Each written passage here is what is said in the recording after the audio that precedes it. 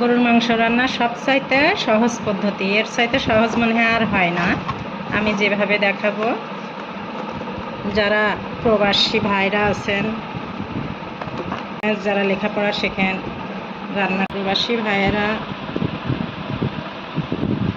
স্টুডেন্টরা সহজে সবাই এই পদ্ধতি যাতে অল্প সময়ে রান্না করতে পারে, এই রেসিপিটা তাদের জন্য, নতুন আপুদের জন্য, চাকরি বাকরি করেন, সময় নাই, যাতে একবার মাখিয়ে প্রেশার কুকারে দিয়ে দিলে অল্প সময়ের মধ্যে হয়ে যাবে।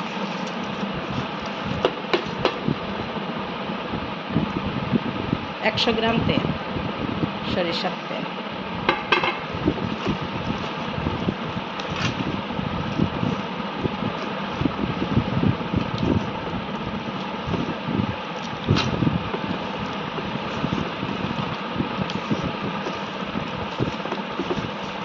হাত দিয়ে সুন্দর করে মাখিয়ে নিতে হবে। মজাটাই মাখানোর কাছে, খুব সুন্দর হয় রান্নাটা।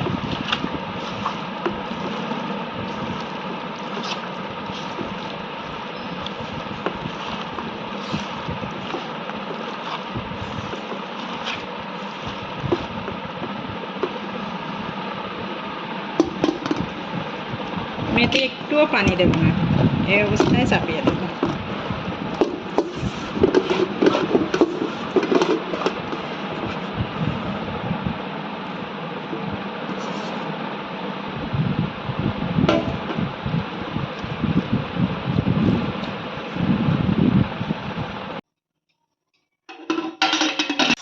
নয়টা হুইসেল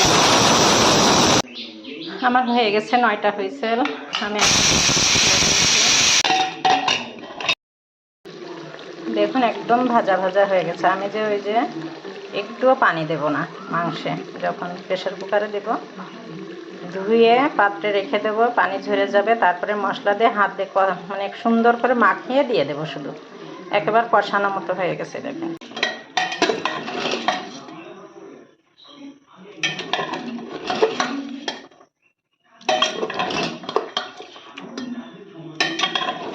গরুর মাংসে আবার একটু আলু ভালো লাগে, এই জন্য আমি একটু আলু দেব আর 3টা রসুন দেব।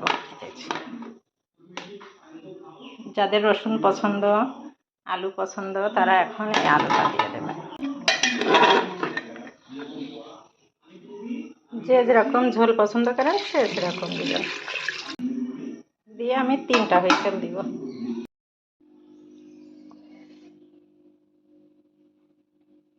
দেখেন আমার মাংস রান্না কত সুন্দর হয়েছে।